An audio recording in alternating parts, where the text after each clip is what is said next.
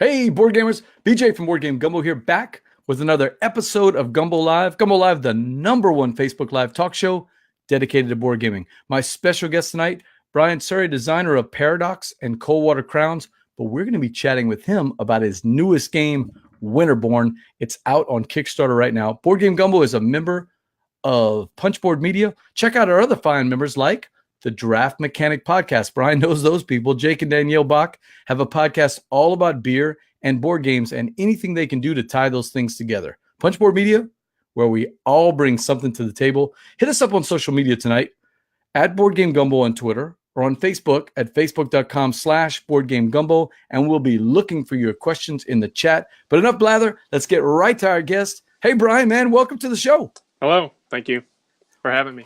So you're a designer. You've heard the elevator pitch. Give everybody out here the elevator pitch. Who is Brian Suhre? I am a board game designer. I think I started playing hobby games in like 03, 04. We got a Carcassonne, we got a Settlers, and we formed a gaming group. And I think I got the crazy idea that I can start designing games. So I started designing games in like 08. But really didn't kind of come out of my shell or basement and let anybody know I was doing anything until about 2012. I designed Paradox. And then from there, Coldwater Crown, Shadowrun Zero Day. And then now we've got some more stuff coming up here with Winterborne and Freshwater Fly. Hey, Steve O'Rourke, the name father who's the producer on the show, says, hello, BJ and Brian. What's up, Steve? Hello. He's going to, he already posted, he did a link to your Winterborne Kickstarter, and we're going to be talking about Kickstarter, but you mentioned Paradox. And last week, I had Dom Crapuchettes on the show, and I was telling him a story about an interview you did with Paradox, and you actually popped in, and it just threw me off, man. I apologize. I was like all over the place with that interview.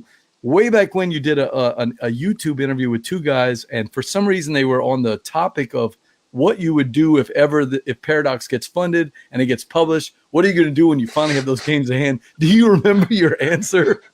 No, apparently I said I'm going to sleep with it. So you did. You said you were going to get the boxes and you're going to sleep in your bed with them all night. So, and I thought that was funny. Hey, there's Mike Henson.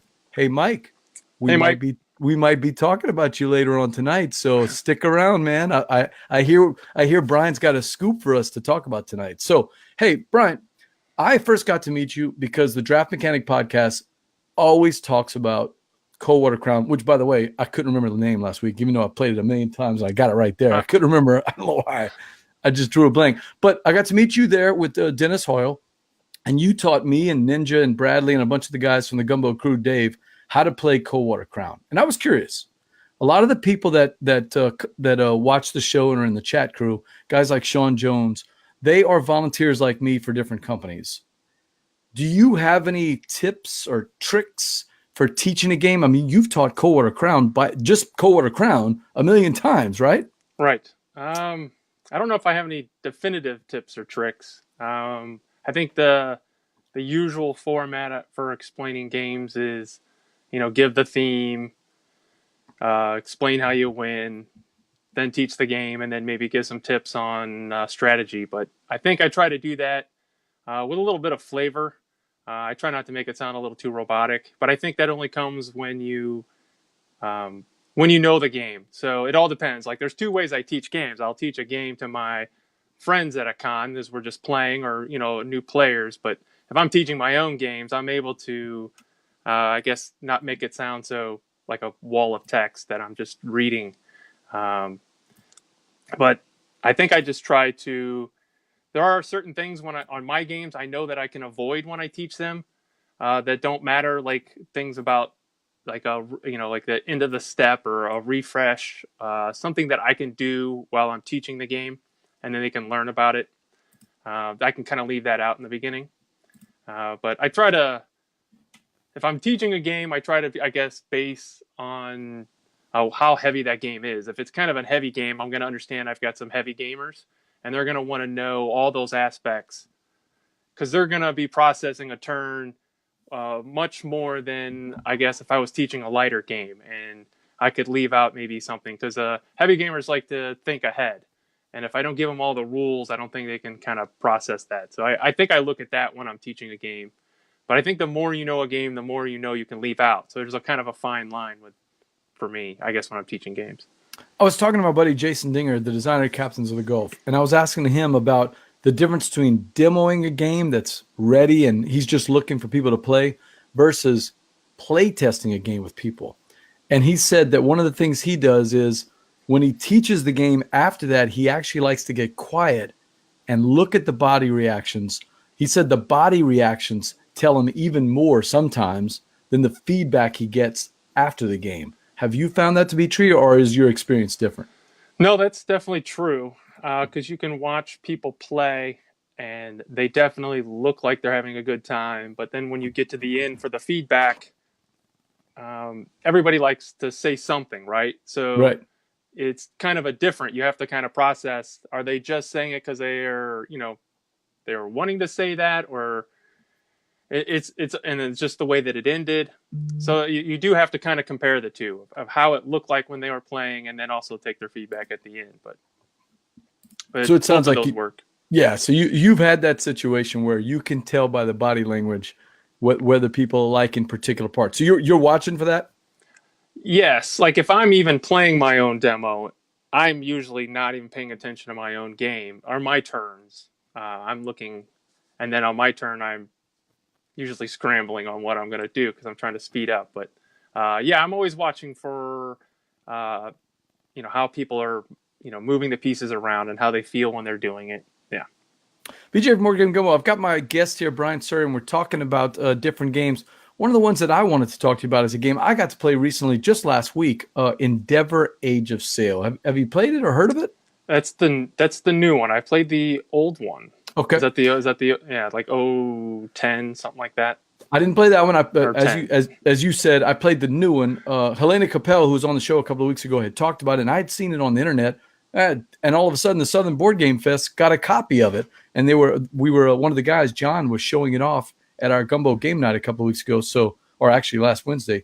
I liked it so much I played it back to back twice. When we finished it, we looked at the three other players and were like, man, I could do that again. And everybody agreed.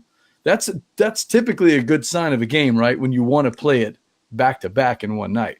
Definitely. I don't remember it being too long of a game. Was it? I mean, I don't know if they changed in the new one, so maybe you'll. We timed it. First one was about 70 minutes, and the second we actually played in just over 45 minutes, close to 50 minutes. What I liked about it, and I don't know if you're familiar with the changes or not, maybe you could tell me how this compares to the old one. Number one, what I liked about it was the production. Burn Island Games had just a fantastic production with this thing. The board art was beautiful. The production of all the little resources that were around on the board. It was just knocked it out of the park. It had that little game trays type insert where all your pieces just fit perfectly, and you could just take them out and put them on there. What I did like about it is a lot of the Euro games that we play are fairly called multiplayer solitaire. Coldwater Crown is not multiplayer solitaire, right? You have to know what other people are doing, or else you're never going to get that double action, that number two. I forgot what you call it, the flipping action, the stronger action. It's just we didn't name the ones and twos yet. Yeah, the number two action, the better action. If you're not paying attention to what other people have to say are doing, then you're never going to get it. Same thing with Endeavor. You absolutely have to pay attention to what other people are doing. Timing it right whenever you place, making sure you have enough influence in the different little areas of ports, I call them. I forgot what they call them. Shipping lanes, I think is what they call them. Did you find that to be the case in the old version? Was it also an interactive game? Yeah, if I remember correctly, there was the board. You kind of had these interconnecting lines, and you were able to remove people's tokens. And I guess you can still do that. And then, there's battling. You could use your little cannons to take out somebody who's in the right spot. First game, we didn't do that much. We didn't realize the significance of coming in there and slicing out somebody right as you're trying to get into a port, Right. Hey, there's Bill Lassick checking in. Hey, what's up, Bill? Evening. Marshall Wells says, I got to play Endeavor this weekend. Quick, thinky, and tight competition. He is right. Our games, we did not know who was the winner until the very end of the game. We all felt like we were in it. There was one thing that I was I didn't really care for. It had a slave mechanic. Did the old one have that also? Yeah, it did. This particular rule set said you can leave it out as an optional one. We played with it the first time to see what it was. We didn't really find that it added much to the game at all. Yeah, I think there was once I think at the time it was being, talked about in the forums or whatever that, yeah, you could leave it out. I don't know if that was in the rules back then, if you could leave it out, but it was, someone had brought it up that you could leave it out. So we tried it the second time and had just as good, if not a better time the second time. Our strategies were totally different because, as you know, when you play a game the second time, you said, well, that guy did this last time, I want to try that. And you kind of mixed and matched with the strategies. And then we found the slave mechanic it just wasn't necessary. So if anybody out there is either uncomfortable with it or wants to, try the game and not play with it, I'm telling you, could leave it out and it's going to be the same experience, if not better. I really didn't find it necessary at all. Yeah, I don't remember much about it. I know it was just a card or something like that, if I recall. It was cards that would give you a boost in resources, but at the end of the game, they were negative points. Oh, okay, I get you. Yep. Yeah, so I can understand, but the boost was so minimal, and the negative points wasn't that much, although it is a very tight game, so I guess it could matter. But yeah, there's Sean Jones checking in. Mr. Sean says, just played this for the first time last Saturday. I liked it. Didn't use any slaves either. So yeah, whether or not you're comfortable with the term or the historical, it felt. I get it that's a part of history, but the mechanic itself didn't feel necessary to the game. Whereas Freedom the Underground Railroad, all about abolition, well, obviously the theme ties in with the game itself, right?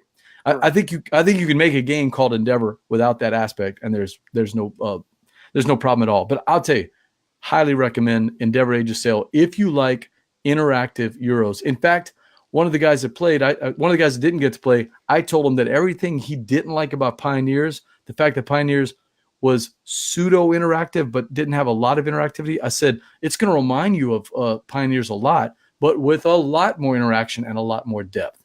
And that is Endeavor Age of Sail. Hey, there's Steve O'Rourke checking in. He says, when you see that body language when you're doing a test or a demo, right?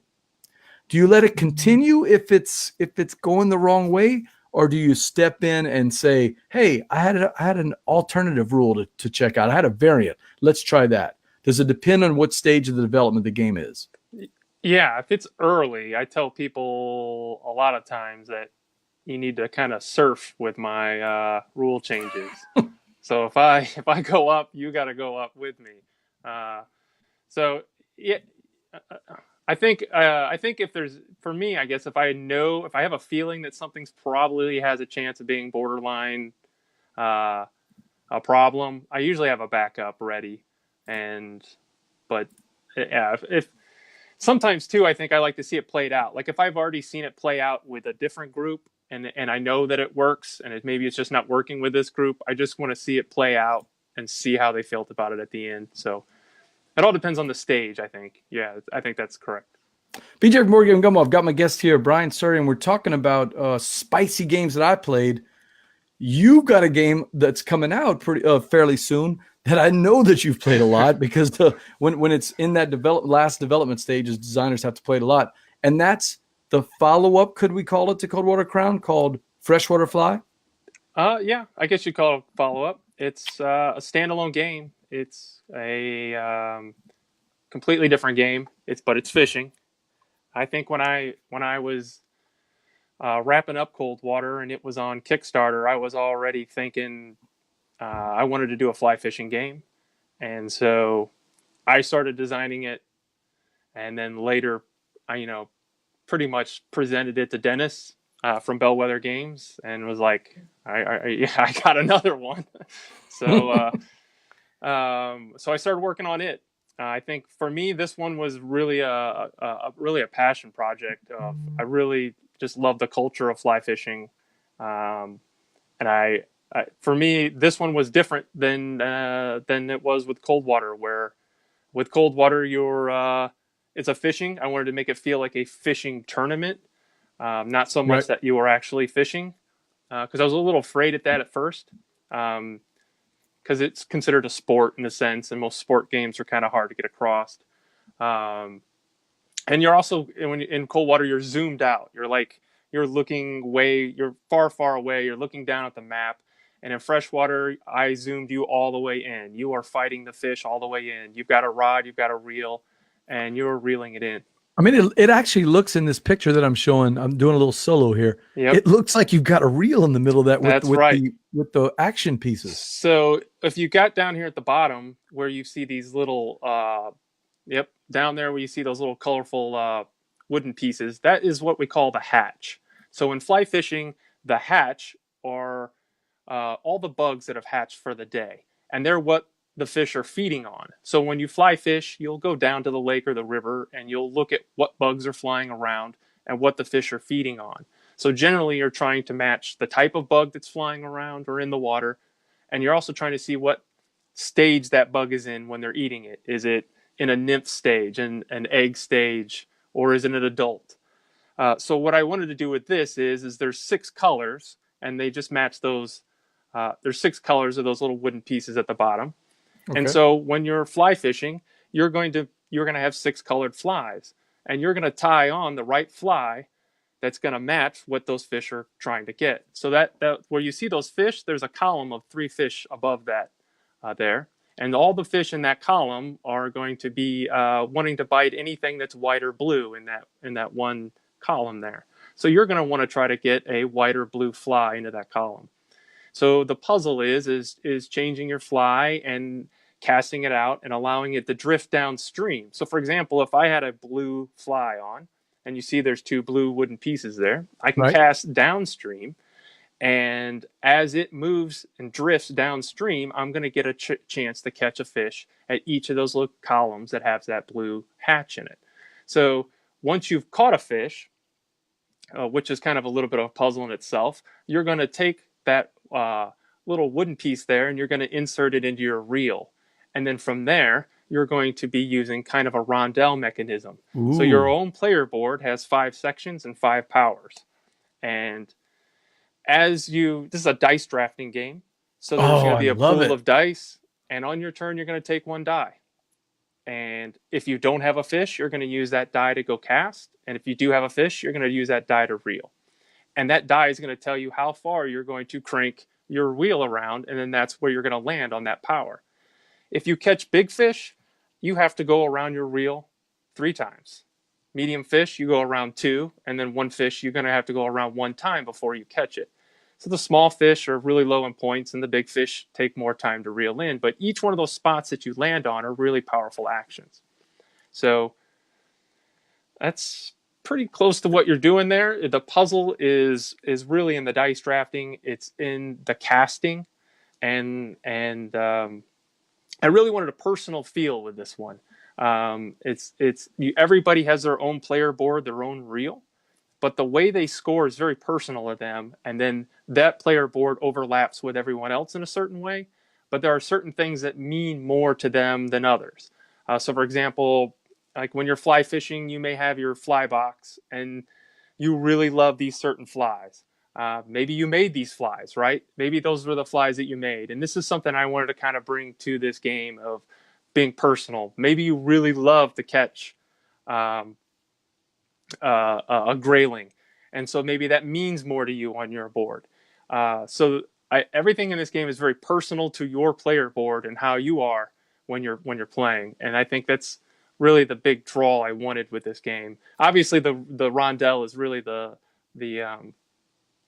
big like visual catching thing, and then obviously the art. The art is fantastic. I think Daryl did a fantastic job with that. Bill wanted to know, is Freshwater going to be on Kickstarter? Yes, Dennis is looking at the end of March. So end of March, really quick here. So Kevin said, "Hey, that's a real rondelle." Is that right? That's a real rondelle. That is funny. So Jason, who's coming to the fest a couple of weeks, says, "Hey, teach me Coldwater at Fest, Jason. I'll be bringing it." Actually, the library has a copy, so we will be teaching Coldwater Crown at the Southern Board Game Fest. So come on over, Jason. So Bradley had a question. Brian, with 2 fishing games now, did the desire to design based on fishing, does it come from your personal interests, or do you just see it as something that had been addressed in gaming already, or both? Well, I pitched I pitched a game to Dennis, and that's Bellwether, and he liked it. But I told him I had some concerns and I'd like a little bit more time with it. And then I broke it down and messaged him in about a month or so later. And I said, hey, how do you like fishing? I think when I looked at it at the time, it was more just me trying to make what I wanted. And I think I really just wanted to have I think fishing meant something to me in that way. I didn't look at it as like it hadn't been done. And then, Dennis took a big risk and we put out a fishing game. So, and then from there, we didn't know how Coldwater was going to do. I mean, it didn't blow anybody away on Kickstarter. When it came out afterwards, I was amazed at how the word of mouth and the praise it got, it really blew me away. Yeah, it's one of those games where the momentum has been slow to build, but it just keeps building and building as people play it and start to talk about it, right? Right. I've learned just from over the years with Coldwater is nobody's afraid to tell me how much they hate fishing. They go out of their way to tell me how much they hate fishing. Right. Even at BGG Con, when we were there, we were running the booth, and I watched this guy walk by, and he looked. And he stopped and he came back, and I'm like, oh, he's coming back. He saw that he saw something he liked. All right. And he just goes, I hate fishing, and walked away.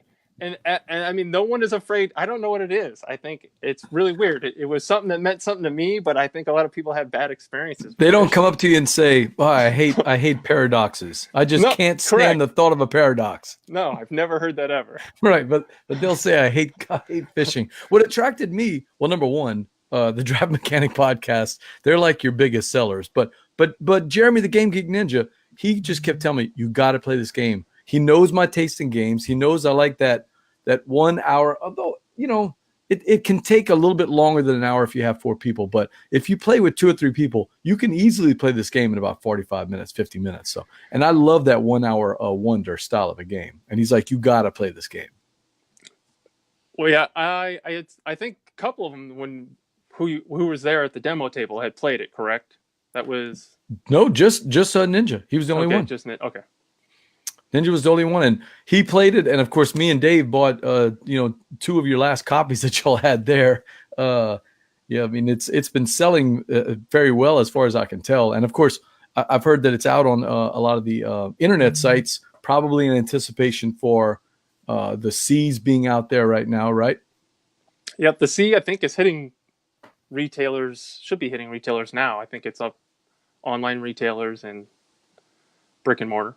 So you had talked briefly about the yeah, you're right, Ninja, you were right. It's right up my alley, and it's exactly the kind of game I like to play. But one of the things that I was curious about, so the art intrigued me on the board and on the cards and everything else. This seems like the same art, but almost on steroids a little bit. Is it the same artist or a different artist? No, this is a different artist. This is Daryl Jones, and they nailed it. This fly fishing was something personal to me. I follow a lot of artists that do that are in that fly fishing culture, and they do a lot of that art. And I can't believe I didn't get to see art for the longest time. So when I started seeing little snippets of it, I was floored. So it hit the perfect feeling that I kind of wanted this game to have. And I'm amazed with how it looks and how it turned out. Well, Dennis is killing me though. He gave us this little tiny picture. He is evil. He is very evil. It's like just little snippets of what we really want to see. He does that to me. See how he's layered all that in there to look like you can't see too much? That's me on the other end too. I wish I could see the front. Now there was a front cover on the Kickstarter page for Coldwater Crown. I don't know if that's still, I think that was kind of an early thing. But oh look, there's Miklos saying, and Miklos is going to be on the show in a couple of weeks. Miklos says, my wife would say the same thing about the fishing thing. I don't like fishing, but I want to try it. Yeah, look, don't let the theme bother you. I mean, I don't necessarily want to build big, giant Roman buildings, but although I love Rome and I love Roman history, I don't really want to build them. But it's fun to imagine yourself in a game like Coldwater Crown. it really does feel like you're fishing out there, fishing in the seas, and maybe I'm going to grab one of these ones off the top. You know, a little luck instead of the ones that I see in front of me. So it's got that thing. That is Coldwater Crown, and the spiritual successor, we'll call it, as people like to say, Freshwater Fly. Oh, when can we expect Freshwater Fly? It's end of March is where we're looking to go on Kickstarter. All right. Anything else you've been playing, or have you been pretty busy with other games? I've been busy with development, busy with family. It's a busy time for me, so I've been showing up late to game nights. So I haven't got a lot played lately. I heard a little rumor though that maybe those guys from End of the Trail that had come out last year, that you might have another game in store with them. I do, and so that has possibility. Can you talk about it? Well, that has a possibility of making it to Kickstarter this year as well. I think the going title of that one is Merchants of the Dark Road, somewhere in there. It is a kind of a traveling merchant game, and that one pretty much, when I started designing Freshwater Fly, if that rondelle, gotcha, Kevin, that rondelle that you see there, yep. I kept coming up with these rondelle mechanisms, these rondelle ideas, and I had so many good ones, I just kept shelving them. And so I had two really good ones, and one became Winterborne, and the third one became the Merchants of the Dark Road here. And so this one is Steve had mentioned Matt Gertz earlier in the comments. Are you a Matt Gertz rondelle type fan? No, not really. I mean, it was just, I think, out of knowing that once I saw that rondelle was going to be something unique for Freshwater Fly, I was really trying to figure out how can I drive that rondelle, and out of how to move that piece around, I kept coming up with all these other ideas on how to move things around. And so the merchant game is got a lot of really cool stuff. You're moving around this main city, buying and selling goods as you normally would, but at some point in time, you've got to leave the city and travel the dark roads, and so they're pretty dangerous and treacherous. You're selling to heroes. You're using these kind of companions to help you along as well. But again, this is all about a kind of a rondelle mechanism where you're kind of using some dice and you're being able to move around this kind of this map. But that one there, I think they had mentioned the artist that did Deus is on that. Oh, okay. I think it's Christine something. I don't remember the end of her last name, but I'm really excited for this one. It's probably my largest in scale and probably heaviest game.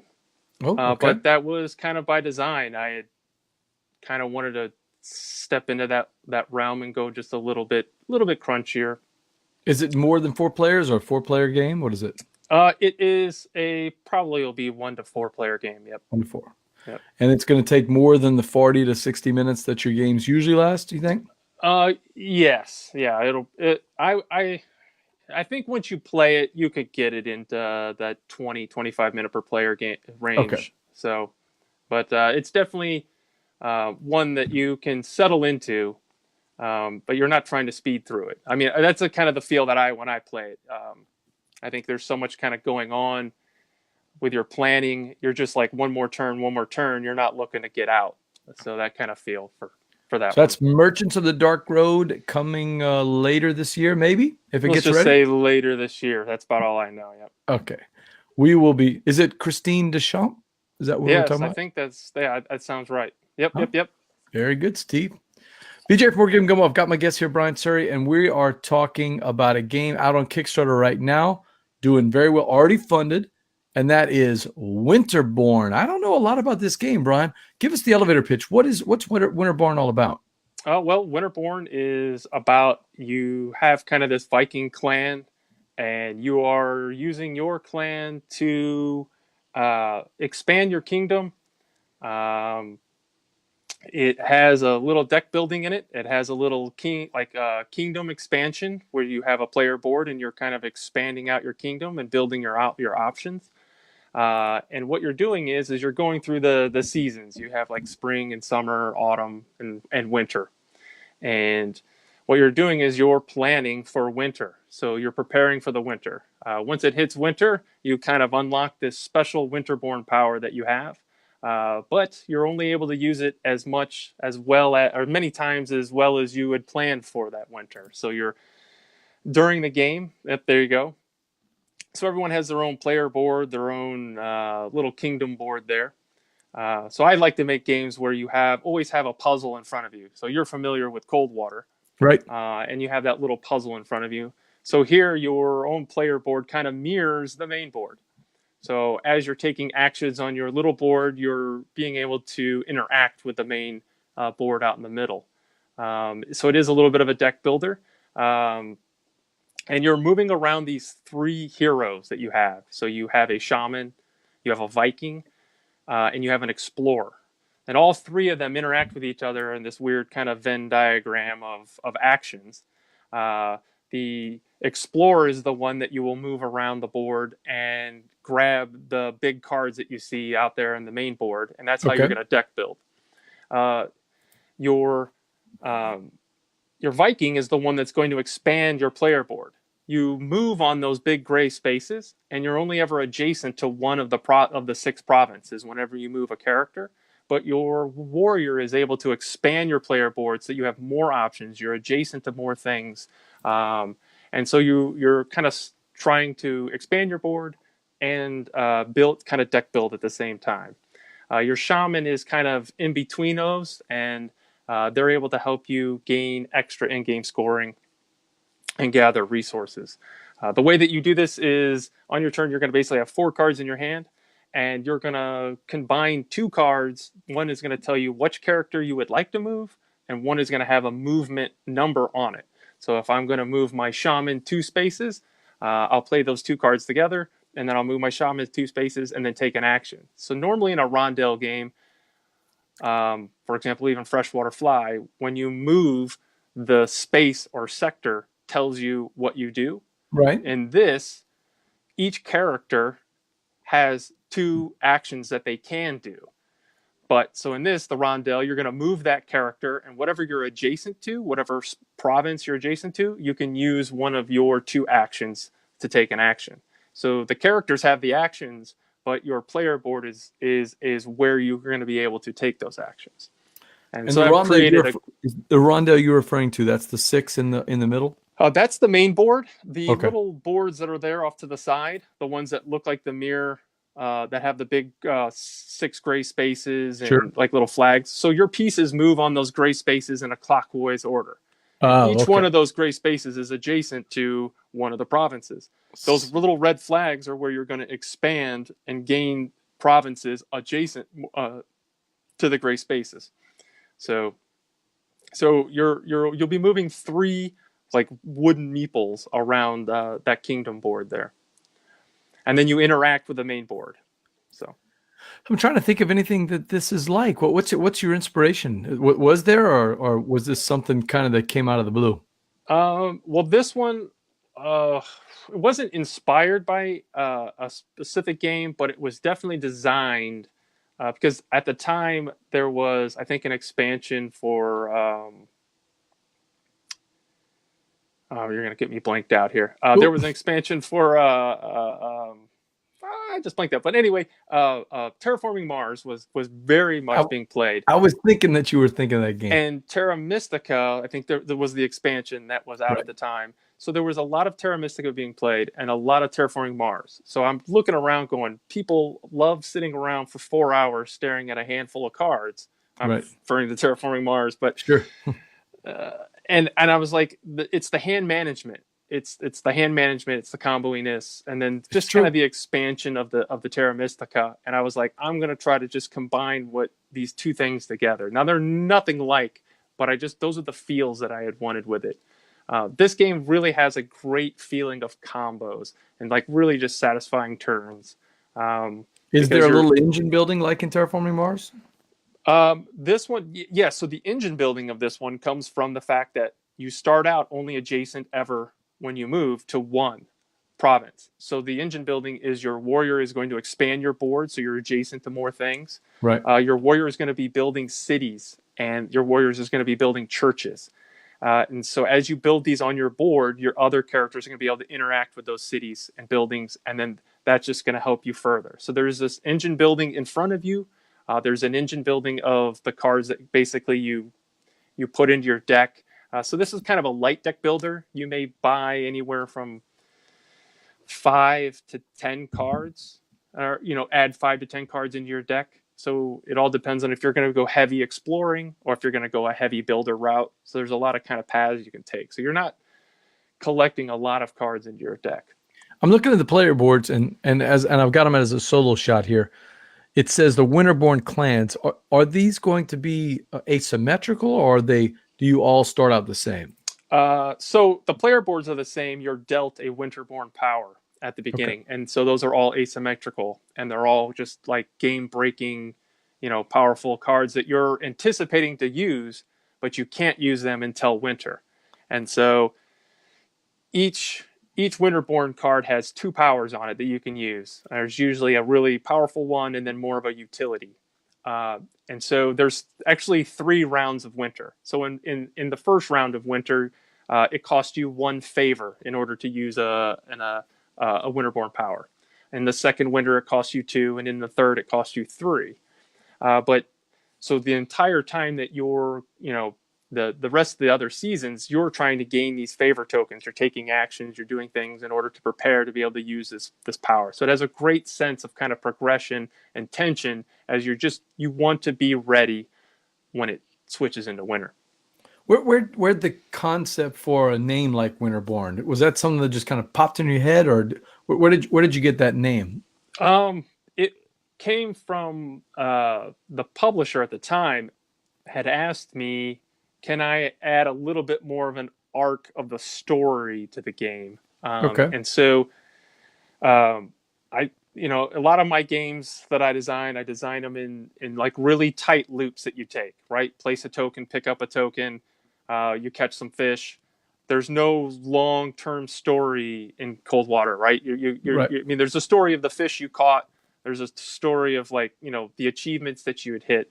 But you didn't build a pyramid during the game, but you could say like, I built this in a sense. So he asked for a little bit more of a story arc. And then that's where I kind of came up with the idea of preparing for winter and creating the Winterborne powers and giving it a little sense of progression.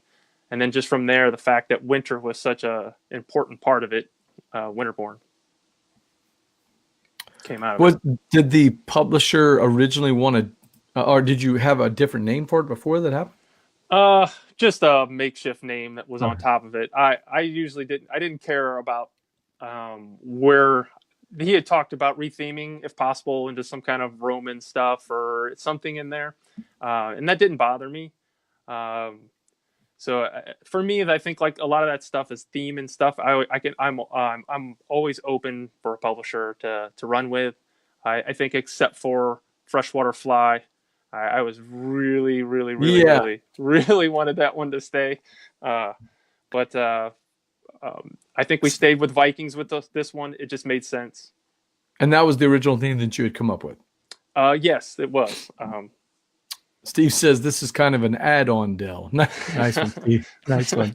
All right, so tell us a little bit more about Winterborne. Is it 2 to 4 players? This one is now 1 to 4 players. So I worked on a solo that we just announced. Who was that in the update? Solo mode. That was an Strikers, solo mode is here. That was something that at first I didn't want to solo for this because I thought, is it just going to be beat your score, another, play the robot? And in a lot of my solo games, I really want a different experience. I want you to do the same actions that you take in a normal game, but I also kind of want a special experience. I want to kind of reward the solo player for. So I want someone who's not a solo player to go, oh, well, you can do that. I want to try that.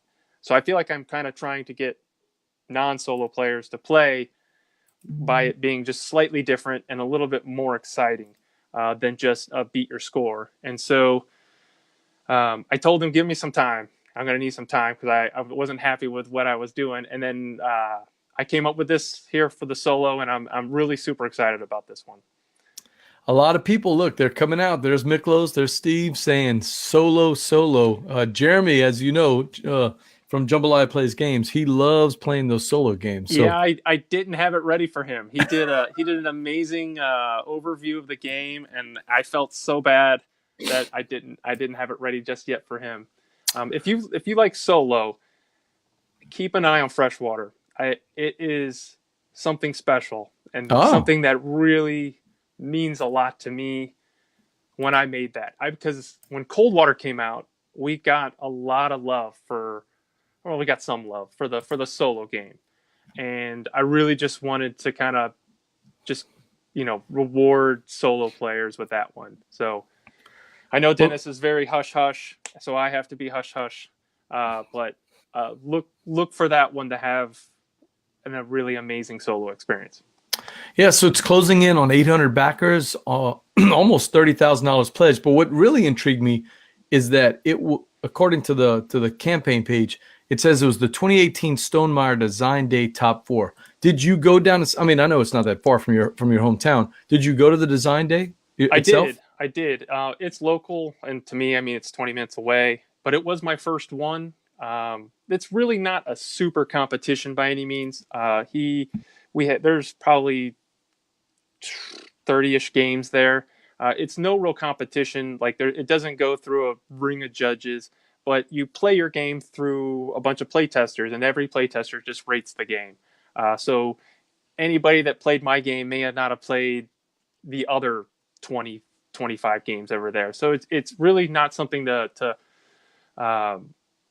like it's not designed to be a competition. It's just really designed to just get players in there playing the game and getting some great feedback. And if you see how the board looks right there, as it has all the hex and the shape of the main board, that was something that I was polling at that time. I had a square board and I was polling.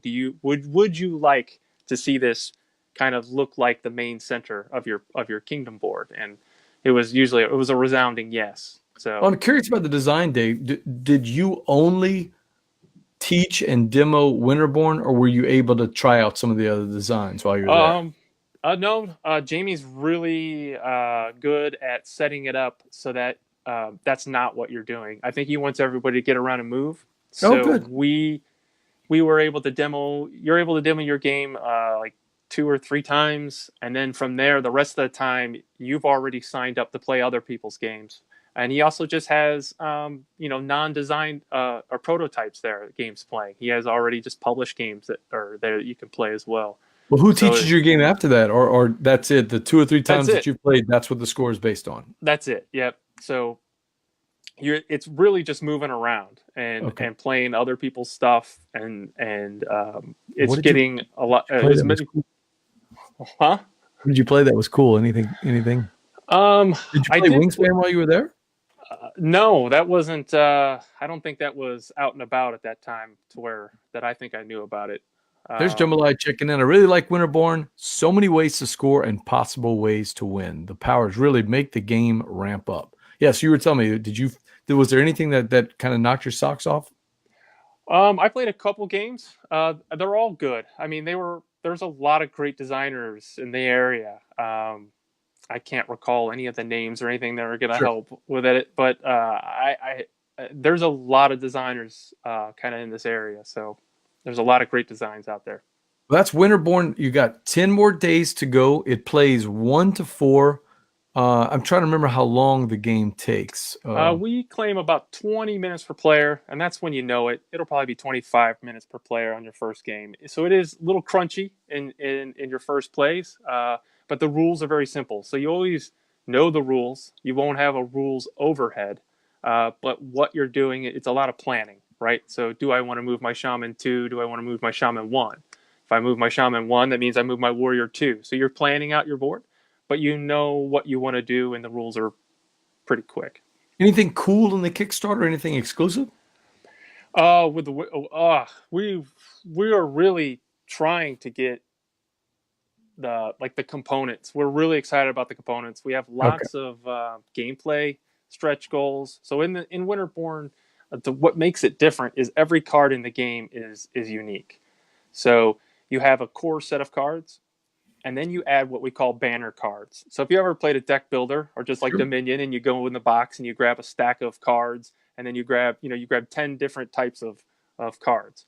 So here you grab a couple different banner cards and you add those to the main core deck, and then that's what makes it different every time. So we have lots of new banner cards.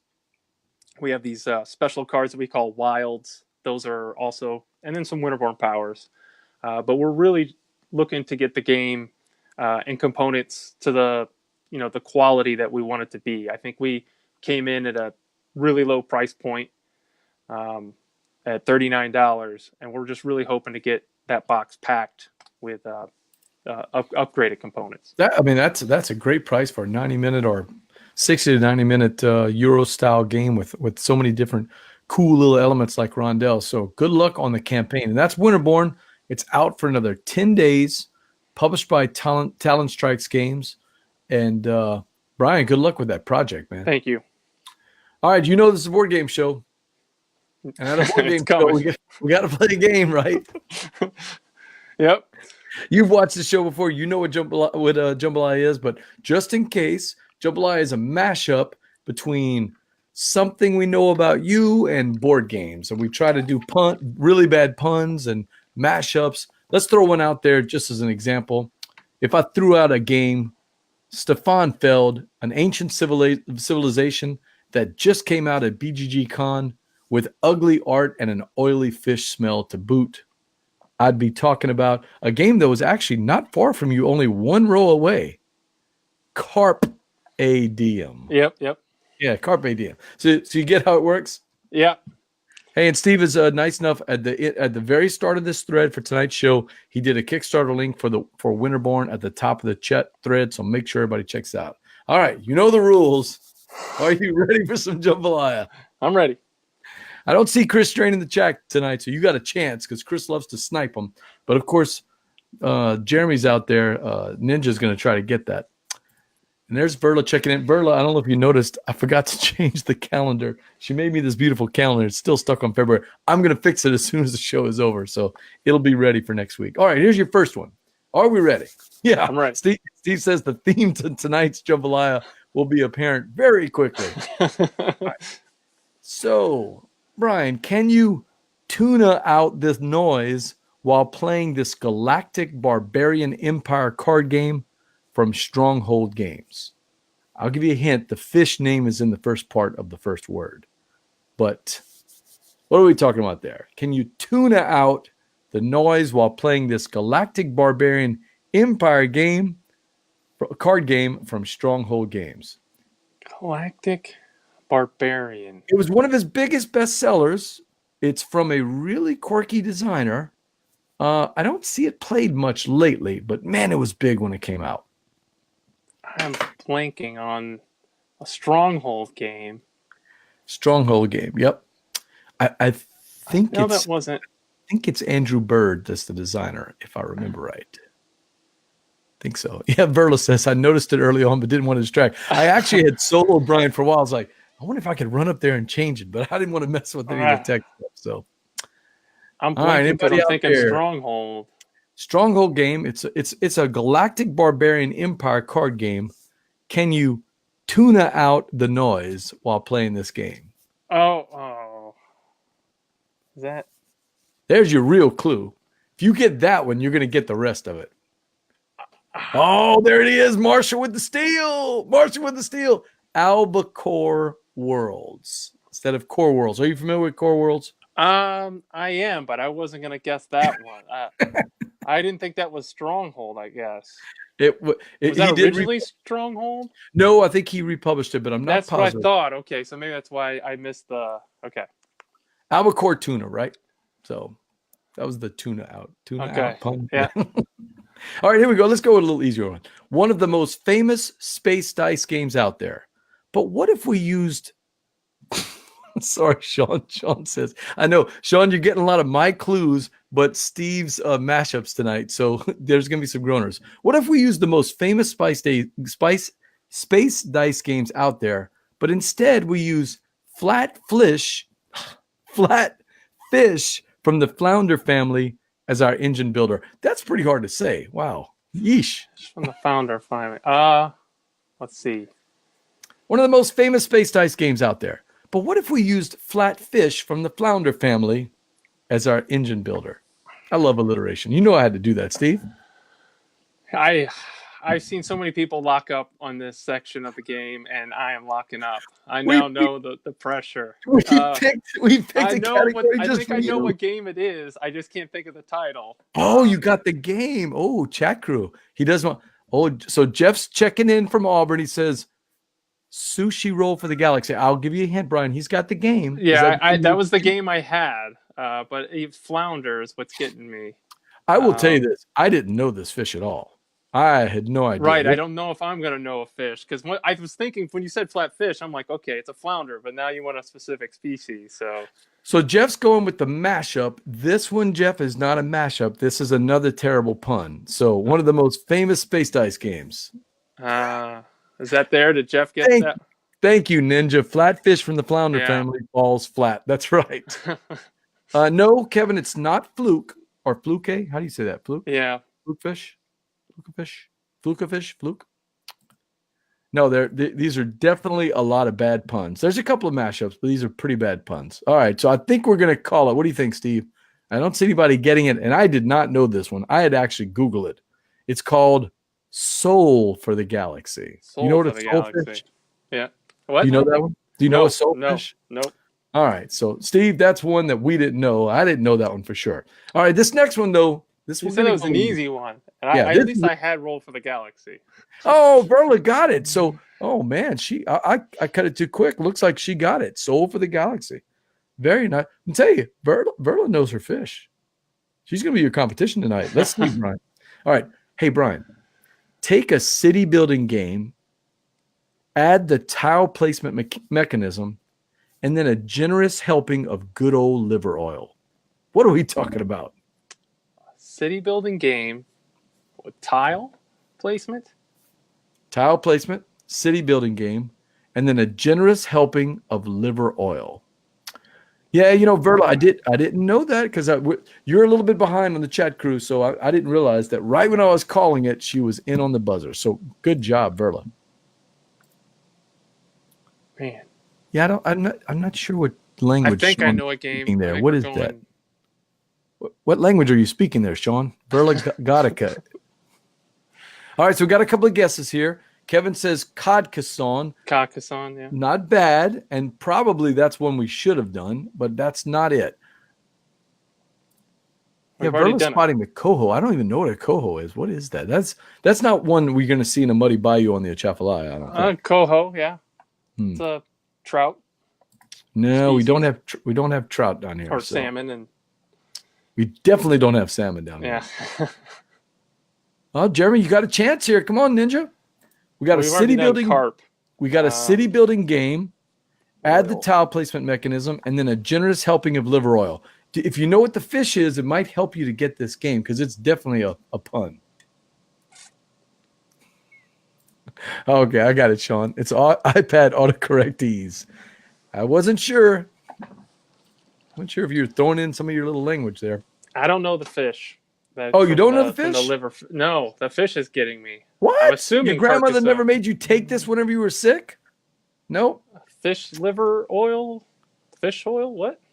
No. Steve says it's cod. It's cod liver oil. But it's a straight rhyme. Anybody got? I actually have a copy of it right behind my desk. I don't know if anybody can see it or not. I don't think so. I think my name's blocking it out. It's a game from Days of Wonder that was out a couple years ago. Very popular when it came out, and then it's kind of died out.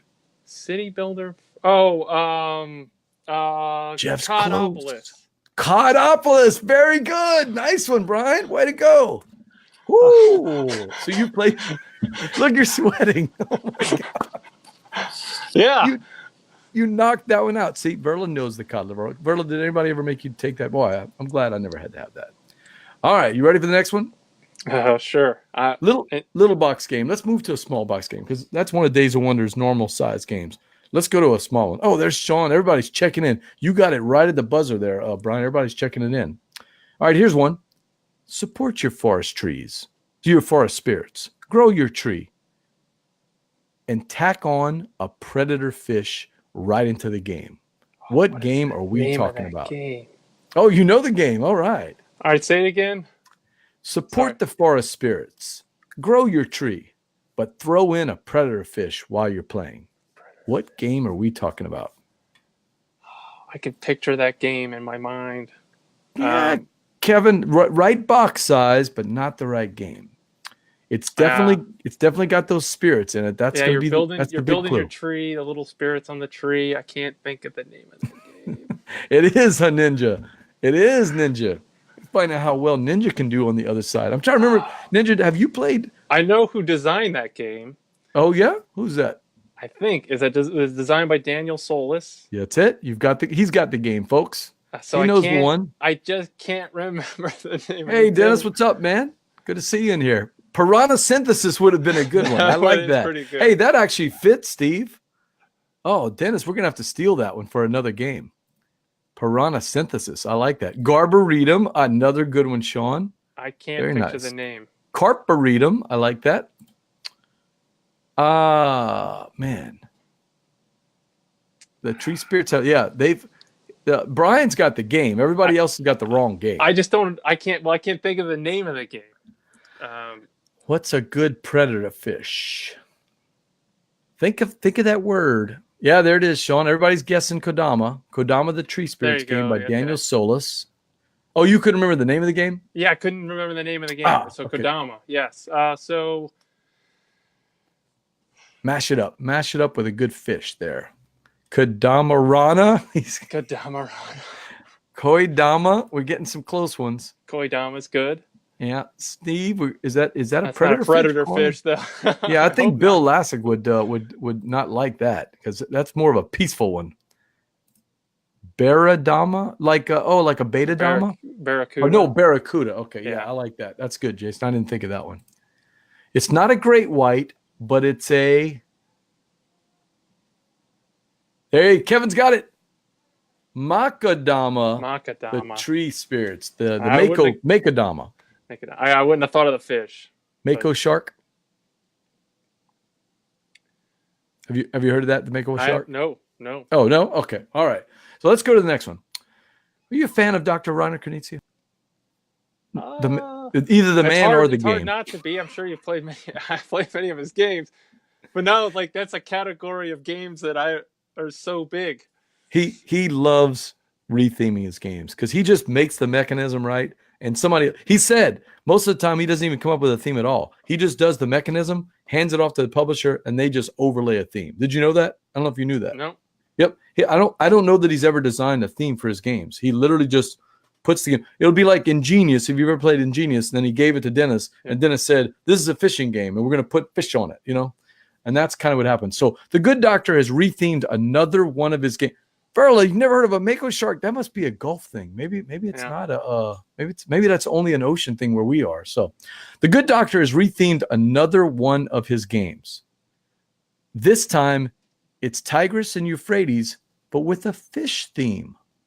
So it's a retheme of Tigris and Euphrates, but with a fish theme. Exactly, Bradley. Somebody needs to watch Shark Week. Shark Week is out there, people. It comes twice a year. You can see all the Mako sharks you want.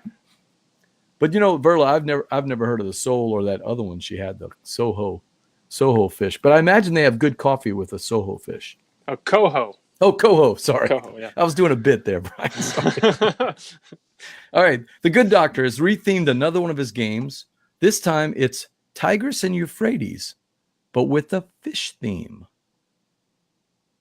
That's gonna get you because you probably don't know it's been rethemed this year, huh? Is it already out? I thought it's already the Tigris and Euphrates has already been. Yeah. The retheme is already out. The retheme is out. People are playing it. I didn't get to play it at BGG Con. It was there at BGG Con. I'm pretty sure. I did not. So live each week like it's Shark Week. That's exactly right, Brian. Am I thinking of the retheme name? Exactly. So the retheme name. I got to get that. but with a fish name. So I'm throwing out all kind of hints, Steve, here. I'm just like chunking them out. Throwing some bait. Here's the bait. The Good Doctor has rethemed another one of his games. This time it's Tigris and Euphrates, but with a fish theme. So we're looking for the new game that came out. That's right. It's Marshall's close. Okay. Yellow and Yangtze, but where's the fish in there? Oh, Verla went off she took the other road. She took the road less traveled. I have a feeling you were going with the retheme name. All right. So Kevin stole it from you. Sorry Yellowtail. Yep, Yellowtail and no, that's not it. No, I just checked the scoreboard. No, that is not it. It's not Yellowtail and Yangtze. We're getting close. Minnow and Yangtze. No, it's not the Minnow and Yangtze. That was a boat in the 60s that took a 3-hour tour. The Minnow. Yeah. Are you? Steve says he's given Kevin's. He had thought yellowfin and Yangtze. Okay. So, are you familiar with that fish? The yellow. Yep. Okay. All right. Well, you did get one, so he's gonna give Kevin that yellowfin and Yangtze. Here's one that I'm expecting Bradley to get in the first 30 seconds. So you're gonna have to be quick. Well, if my past. You're gonna have to be quick because Bradley's gonna get this one. It's an economy themed game of sticking it to people who want to invest in fishing rodeos, but really they're just suckers. What game are we talking about? Invest in fishing rodeos. Yeah, because that's a great way to make double your money. Invest in fishing rodeo companies, but you're really not. You're just sticking it to the investment suckers. That's all this game is about. It's a great game. Great game. Questionable fishing theme, but great game. It's an economy-themed game of sticking it to people who like to invest in fishing rodeos, but they're really just investment suckers. What are we talking about? Bradley, I'm disappointed that you don't have it yet, unless he's got it and the chat's just running a little bit behind. Hurry up. Get it. I don't know it. Are you, does the game sound familiar at all? No. All right. Because I don't know if you're punning on if it's a fishing rodeo. I'm assuming you're punning it's a fishing rodeo. And I'm thinking, is there a fishing rodeo game that I don't know about? Okay, so it is.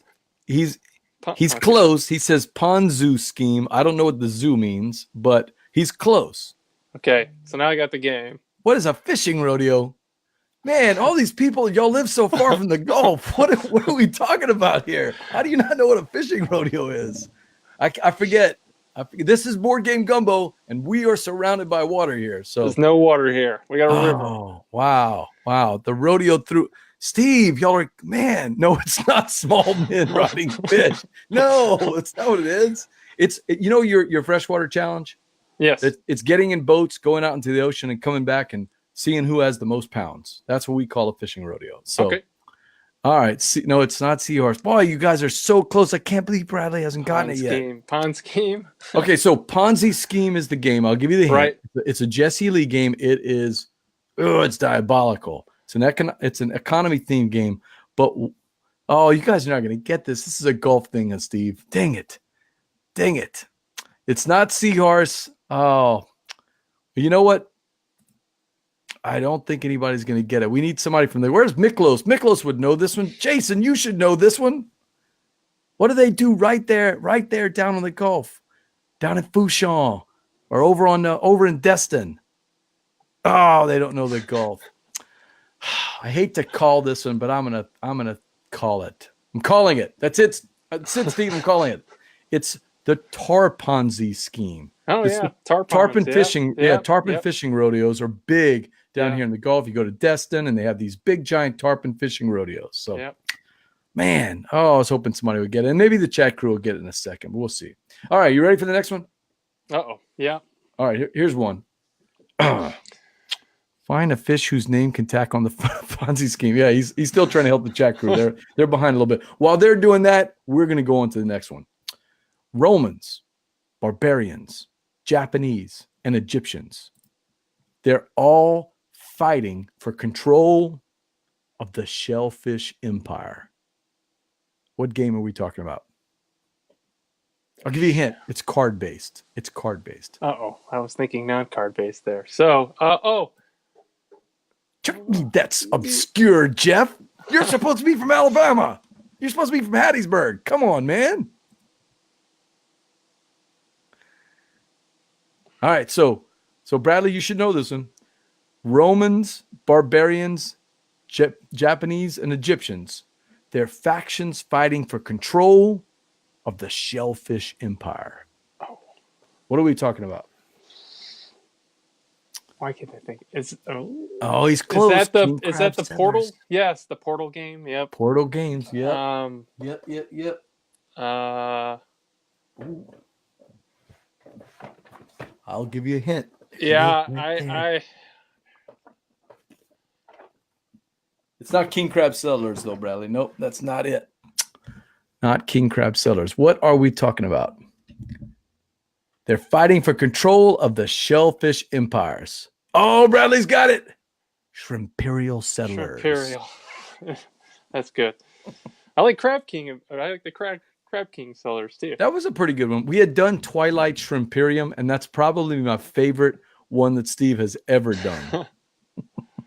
We don't have fishing rodeos up here in New York, Canada. Good job, Bradley. I knew you'd get that one if you thought about it. All right, here's an easy one for you. Uh-oh. You like the Dice Tower? Sure. Okay, good. Then you're going to get this one. I'm going to throw you a bone. Eric Summer's favorite game of all time that goes great with this very common pond fish. It's not trading in the Mediterranean, but it does have pick up and deliver in space. Okay, his favorite game. I know what it is. I just got to put...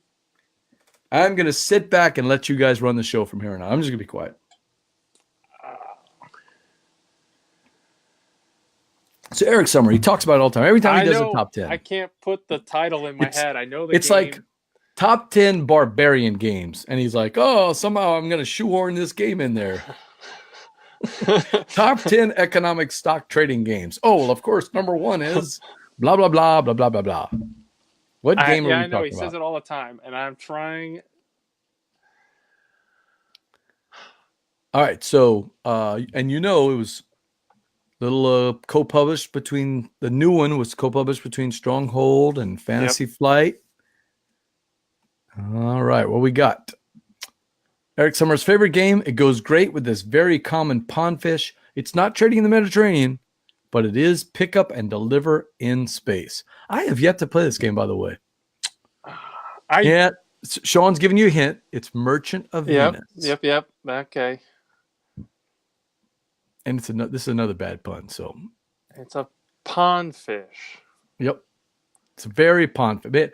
I grew up on 15 acres. We had a little 2-acre pond in the front of our house. We used to do this all the time. This is what we fish for every day. Your pond's the same as my ponds. The catfish is a good call. Guy, I don't remember ever fishing for koi out of my pond. That would be fun. Fit a fish in there. Fish at the end. Merchants of Venus. Merchant of Venus. I wonder if they have it up north. I would assume you'll have it. We even had a name. Minnow of Venus. No, it's not Minnow of Venus, Bradley. Nope, not that. Oh, Bradley, you did not do a lot of fishing growing up. I'm guessing that because I'm throwing these bones for southern fishermen. These every southern fisher knows these. Fisherman knows these ones. Merchants. I'm assuming you're in. It's not with the CH here that I'm thinking to think of a fish. Aha. So, I'm good at getting hints. I'm just not good at putting them all the good together. It's funny. If this were a target, you'd have like shots all the way around, except for the bullseye on every clue. You're like, you're giving. What's that? Chad? That would be a good guess. Chad, yeah. Sturgeon of Venice. No, I don't remember fishing for sturgeon in my tiny little 2-acre pond. Although it's a good guess. Yeah. You're right, though. It is the ch sound. It's the ch sound. Everything is catfish to Bradley. Okay. Everything is catfish. No idea. All right. Croaker Nope. of Venus. No, I'm gonna give it to y'all. I thought this was gonna be an easy one. It's of course Perchant of Perchant. Perchant of Venus. It's a perch Oh, jerk. that's good. A You perch feel jerk. I so know bad afterwards when you say it. Like, oh, because you were right there. Yes, Steve. I am. I'm just throwing all kind of them out there. Merchum. Hey, Merchum of Venus. That's not a bad one. There was no chum. You know what chum is? Yep. Yeah. There was no chum in my pond though, Sean. All right, here we go. I'm gonna give you an easy one. You said that last time. Yeah, but this is easy. This is even easier because I wrote the clue with you in mind. Okay. All right, here we go. Shim Phillips. Lots of games out right now, right? Yep. It's a game from his second trilogy. It just happens to feature. Shim must know you. Are you guys friends? Because his game features one of the fish in the Master Angler competition in Coldwater Crown. What a coincidence! Oh my gosh, all the Master Angler cards. In the second one. All right. So, Kevin, you guys don't do perch jerks over there on Madison Avenue? No, it doesn't happen? I don't understand. Brim, y'all never fish for brim or perch or little sunfish? I'm trying to think of all of the Master Angler cards. All right, figure out the game and you're going to get it from there. Well, there's two right now, right? What's the game from the second trilogy? The second trilogy. So, are those the small box games, or are we talking Architects? And that's the second. Okay. All right. I got the second game. So we've got Architects or Paladins.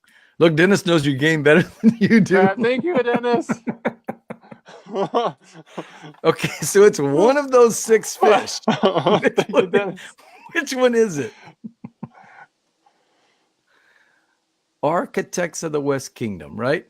Yeah.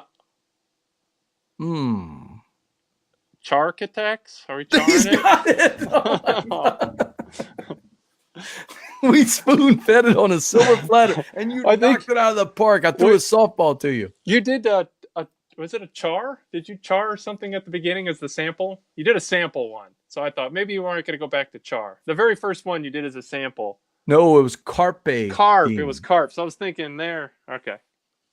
Look, there's thank you, Reginald. Now Reginald's from Mississippi. I owe that one to Dennis. Reginald's from Mississippi. He's going to know what perch are. Hey, when you're trying to learn to fish, Reginald, that's what you do. You learn you catch brim and you catch perch. Charchitects of the West Kingdom. All right, so we only got a couple more. Yep, we only got a few more. Here we go. You ready? Yep. Two last ones. Do you like Cthulhu? You never talk about Cthulhu. You big buddies with Cthulhu? No.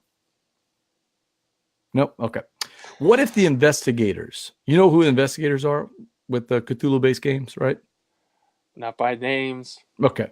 Well, what if the investigators were the only things standing against the rise of the great jawed ones? Jawed ones. What would the game be called? Oh, that's right, Kevin. He fed him. You threw up the bounce pass off the back of the rim. I fed him the char. He is to blame. So let's see here. Yeah, we should give Dennis the like a half point on that clue for the Charchitects. All right, so Bradley, you should know this one. This is an easy one. Bradley likes Cthulhu. What if the investigators were the only thing standing against the rise of the great jawed ones? Oh, I knew he'd get it. Yeah, you didn't have a chance on that one, Brian. Sharkum Horror. Yep. Sharkum Horror. I love this one when Steve came out with that one. That's right up my alley. I like really bad puns. All right, the last one. Yep. The last one. Oh, man, he's been all over Facebook and BGG nonstop talk this week. Martin Wallace. But he's got a new game out. It's a heavy economic industrial game about the main fish in most freshwater fishing tournaments, what we would call a rodeo, but a fishing tournament, right? It's a heavy economic industrial game about the main fish in most freshwater fishing tournaments. What game are we talking about? Wow, so the chat crew's that far behind. I was still reading the clue, I told you, and Bradley had it. Sharkum Horror. Nice job, Sean. Nice job, Bradley. It's a new game? Are we talking brass? Ooh, Sean's on it. What's Yeah, the I'm name of the thinking game? Yeah. Kevin's got it. Bass of Birmingham. I couldn't think of the Birmingham part. Bass of Birmingham. We would have accepted Bass Lancashire, but Bass Birmingham or Bass Lancashire, either one of those would have been that one. And that is the Jambalaya game. It looks like Brian's got a couple. I got a 1.5. I've got you down with 2. I've got Kevin down with 3. And I've got Bradley down with 2. So it was a very close competition tonight. You were not the winner, but you were not the loser, Brian. You did very well for yourself. Dennis says Trout. Australia. I forgot about that one. Yeah. Australia. Yeah. Which I didn't get to play. Have you played that yet? I have not. It's been in our group. I just haven't had a chance to play it. It's not bad. Not my favorite game. I mean, it was okay. I enjoyed my play of it, like I do most games. So it's not one that I would necessarily own, but I did have a good time. I like you. Cthulhu is not one of those themes that grabs me. Vikings, right. Yes. Fishing, yes, but not necessarily Cthulhu. So yeah, the fish actually won this competition. The fish puns won, Ninja. The fish puns won. I think this was an almost all fish pun episode. Well, all right, board gamers, that's it for another episode of Gumbo Live. I want to thank my guest, Brian Suhre. Hey, Brian, how can people reach you if they have any questions about the Winterborne project or about any of the other games that are coming out over the next 6 months or so? You can get at Suhreman, so SUHREMAN. Twitter is pretty much where I'm at. That's where they can find you, right? Yep. Make sure to like our Facebook page, facebook.com/BoardGameGumbo. It helps us to get the word out about all of our upcoming guests and shows. Next week, we'll be talking to my buddy, Tom Wetzel from Cosmos Games. I was volunteering for Cosmos on the other row from you guys, you and Dennis, over at BGG Con. I'm excited to get Tom in. He'll be back from Gamma, and he'll be talking about all the games that Cosmos is coming up. Hey, good luck with the Winterborne Kickstarter. 10 days left. You guys are already funded. And you guys are rolling through the stretch goals, so we should see some nice things. Right, Brian? That's right. I'm excited about it. I'm BJ from Board Game Gumbo. And until next time, laissez le bon temps rouler. Thank you.